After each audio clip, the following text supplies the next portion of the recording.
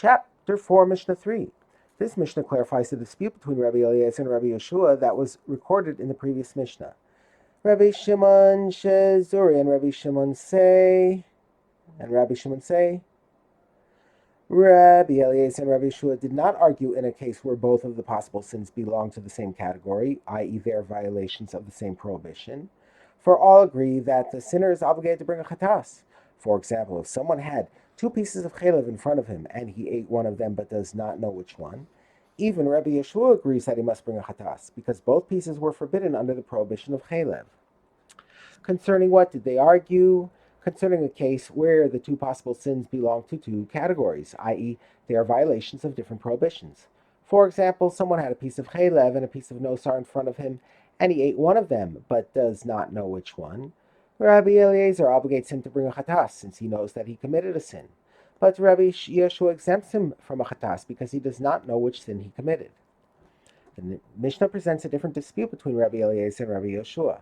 The type of unintentional transgression discussed so far in this tractate is shogeg. This is where someone commits a sin thinking that it is permitted. For example, he plucked the fruit from a tree on Shabbos without realizing that the day is Shabbos, or without realizing that plucking fruit is a malacha. As has been mentioned, if someone commits a karas-bearing sin in this manner, he has to bring a chatas. A lower level of unintentional transgression is mitasek, unwitting. The simplest case of mitasek is where he does something accidentally, without any intention of doing it, and without even realizing that it might occur. For example, he intended to pluck a fig from a tree on Shabbos, but his hand slipped and he plucked a different fig from the tree. One is not liable to bring a chatas for such an act because it was done accidentally. Rabbi Eliezer and Rabbi Yeshua disagree as to whether a certain case is considered shogeg or misasek.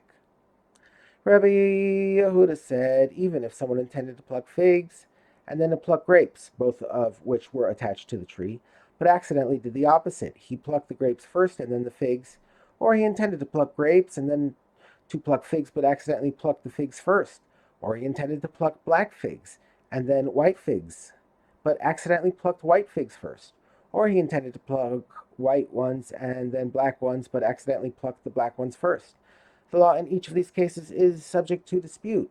Rabbi Eliezer obligates him to bring a chatas, since both of the acts that he intended to do were prohibited, and it was merely the order that changed. This is not misasek. Rather, these acts fall under the category of shogeg, for which he must bring a chatas. But Rabbi Yeshua exempts him from a chatas because he never did the act that he intended to do. For example, when he was picking the grapes, he intended to pick the figs, and when he was picking the figs, he intended to pick the grapes. This is therefore a case of misasek, for which one does not bring a chatas. The Mishnah records a comment made by Rabbi Yehuda regarding the above dispute. Rabbi Yehuda said, I am amazed that Rabbi Yeshua would exempt the person from a chatas in this case, since he intended to commit both transgressions, for example, plucking grapes and plucking figs, and it was only the order that changed, he should certainly have to bring a chatas. There is no reason why Rabbi Yeshua would exempt him. We must say, therefore, that Rabbi Yeshua does not disagree with Rabbi Eliezer in this case. Rather, he also rules that a chatas is required. The Mishnah now challenges this assertion that even Rabbi Yeshua would require chatas. If so, why is it stated regarding the laws of a chatas in Vayikra chapter 4, verse 23, that he sinned in it? By adding the words in it, the verse teaches that one is not liable to bring a chatas unless he was involved in the sin, which means that he intended to do the act that he committed.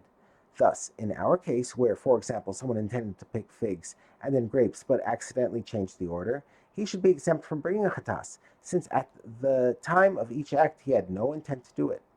So if you say that he must bring a chatas, whom does the verse exclude from chatas liability? The Mishnah answers that the verse excludes a different case.